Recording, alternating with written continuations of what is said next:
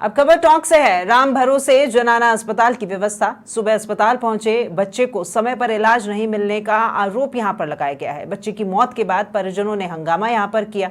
परिजनों का फिलहाल रो रो कर बुरा हाल है और अस्पताल परिसर में परिजनों का हंगामा भी देखने को मिला है। तो जनाना अस्पताल की इमरजेंसी में डॉक्टर मौजूद नहीं। पेट दर्द के बाद निवाई से रेफर किया गया था ये बच्चा यहां पर, और अस्पताल चौकी पर भी कोई पुलिसकर्मी मौजूद नहीं है। बहुत बड़ी लापरवाही यहां टोंक में देखने को मिली है। ज्यादा जानकारी के साथ में रवि हमारे साथ में फोन लाइन पर जुड़ गए हैं। रवि, ये तो बहुत बड़ी लापरवाही है। अस्पताल मरीज आता ही क्यों है? क्योंकि वहां पर डॉक्टर बैठा है वो देखने के लिए, ना तो यहाँ पर डॉक्टर है ना सुरक्षा कर्मी, और इसी बीच एक बच्चे की जान चली गई है।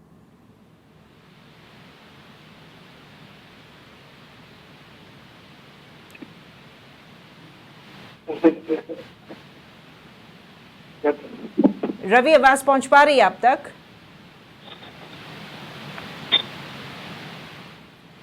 चलिए हम फिर जुड़ने की कोशिश करते हैं रवि से, लेकिन आपको बता दें कि एक बच्चा जो कि अब इस दुनिया में नहीं रहा है, पेट दर्द की शिकायत के चलते इस बच्चे को अस्पताल, जनाना अस्पताल, टोंक का जनाना अस्पताल, जहां पर इस बच्चे को रेफर किया गया था। सुबह अस्पताल लेकर के पहुंचे थे परिजन बच्चे को इलाज के लिए, लेकिन यहां पर डॉक्टर नहीं था और बच्चे की मौत हो गई क्योंकि उसे समय पर इलाज नहीं मिल सका। फिलहाल परिजनों का रो रो कर बुरा हाल है।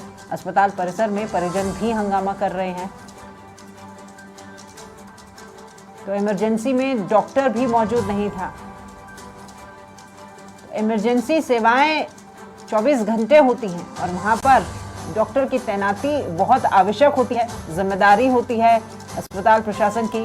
पेट दर्द की शिकायत थी इस बच्चे को, निवाई से उसे रेफर किया गया था। और आपको ये भी बता दें कि जहां धरती का भगवान आज यहां अस्पताल में मौजूद नहीं था, इसीलिए वो बच्चा अब नहीं रहा।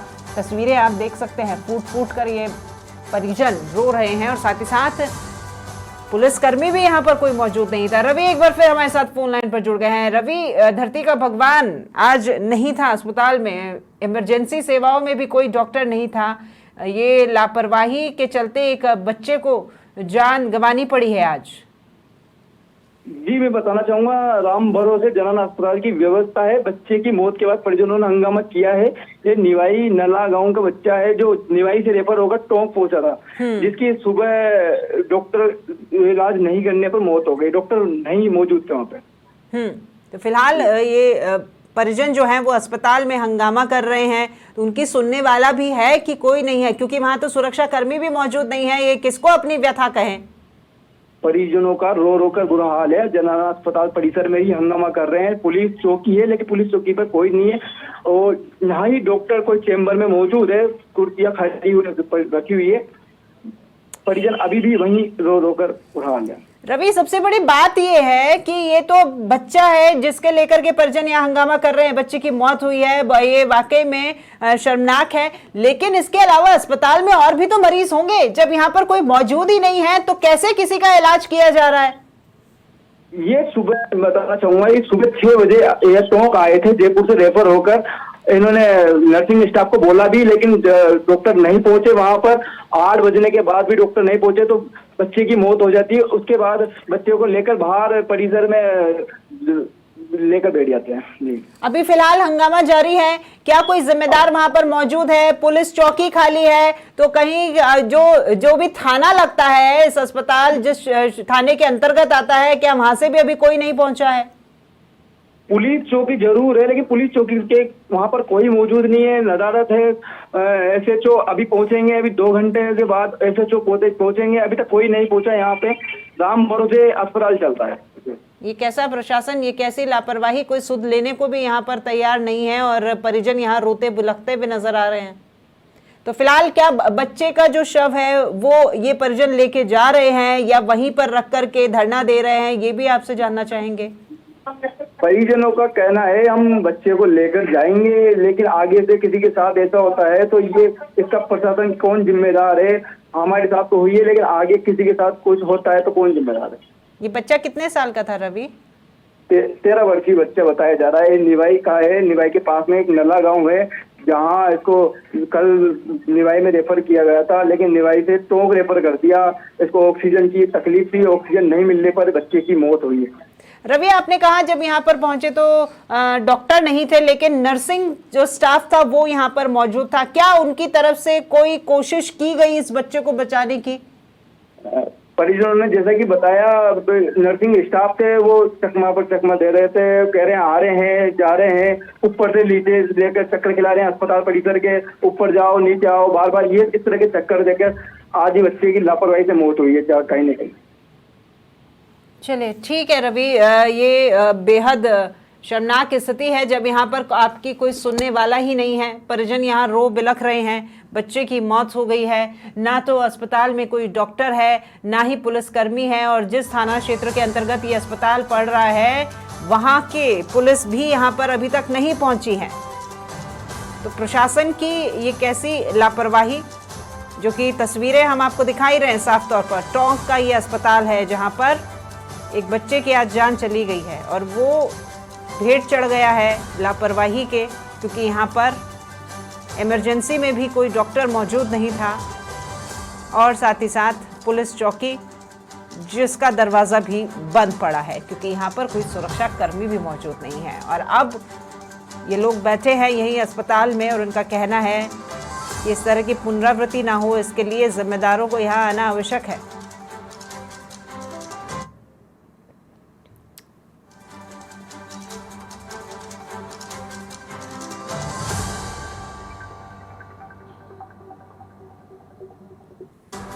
राम भरोसे चल रहा है ये टोंक का जनाना अस्पताल, और ये कैसी है व्यवस्था जिसके चलते एक बच्चा काल का ग्रास बन गया।